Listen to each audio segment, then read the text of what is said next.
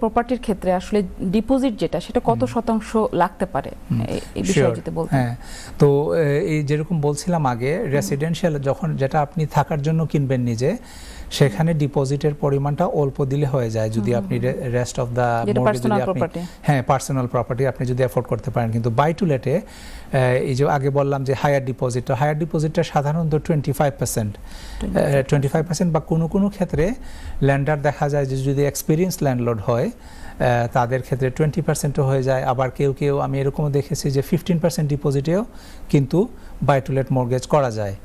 ঠিক আছে, তো you need higher amount of deposit between 15 to 25% typically.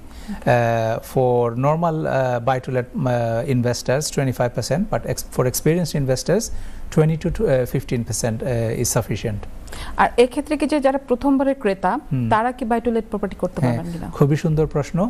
অনেকেরই ধারণা যে ফার্স্ট টাইম বায়াররা মনে হয় বাই টু লেট ইনভেস্টমেন্ট করতে পারবে না। যেমন আমাদের বিশেষ করে আমাদের এশিয়ান ফ্যামিলিগুলোতে অনেকেই আছে বা অন্যান্য কালচারাল ফ্যামিলিগুলোতে থাকতে পারে এরকম যে ছেলে মেয়ে প্যারেন্টসদের সাথে থাকে, কিন্তু তাদের অনেক হয়তো সেভিংস আছে, তারা একটা ইনভেস্ট করতে চায়। এখন কি উপায়, তারা প্রপার্টি কি কিনতে পারবে না? Answer is yes, first time buyer can also buy investment properties. এবং এটা অনেকেই এটা মানে মনে করেন যে হয়তো কিনা যাবে না। হাওয়েভার কিনা যাবে, কিন্তু এটা একটু চ্যালেঞ্জিংই হয়, কারণ সব ল্যান্ডার যেহেতু ফার্স্ট টাইম বায়ারদের কোনো এক্সপিরিয়েন্স নাই প্রপার্টি কিভাবে তারা হ্যান্ডলিং করবেন বা মেনটেন করবেন, এই জন্য অনেক ল্যান্ডার কিন্তু ফার্স্ট টাইম বায়ারদেরকে ইনভেস্টমেন্ট মর্টগেজ দেয় না, বাই টু লেট মর্টগেজ দেয় না। কিন্তু there are some lenders, even though is challenging, এটা পসিবল আছে যে ফার্স্ট টাইম বায়াররা আপনার ইনভেস্ট করতে পারবে এবং বাই টু লেট প্রপার্টি কিনতে পারবে।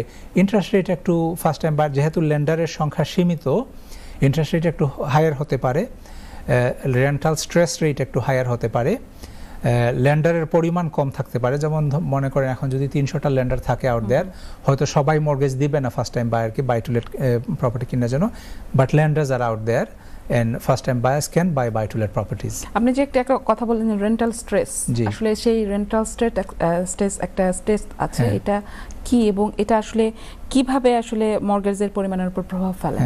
সুন্দর প্রশ্ন। আগে যেরকম বলছিলাম যে আপনার বাই টু লেট মর্টগেজে অ্যাফোর্ডেবিলিটিটা তারা অ্যাসেস করে রেন্টাল ইনকামের উপরে। ঠিক আছে, এখন রেন্টাল ইনকামের উপরে যেহেতু তারা অ্যাসেস করে, রেন্টাল ইনকামটাই তারা ভালোভাবে খতিয়ে দেখবে। এখন স্ট্রেস রেটটা হচ্ছে একটা রেট হায়ার দেন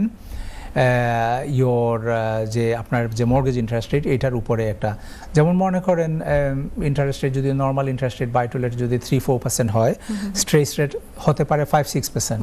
ঠিক আছে, এখন 5-6% রেট ধরে আপনার যত মর্টগেজ পেমেন্ট হতে পারে মান্থলি, সেই মান্থলি মর্টগেজ পেমেন্টের 125 to 145% অ্যাবাভ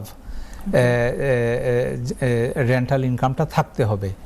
এটা যদি 125 to 145%-এর মধ্যে থাকে, আপনার 5 to 6% ইন্টারেস্ট রেট ধরে, ওইটাই হচ্ছে রেন্টাল স্ট্রেস রেট।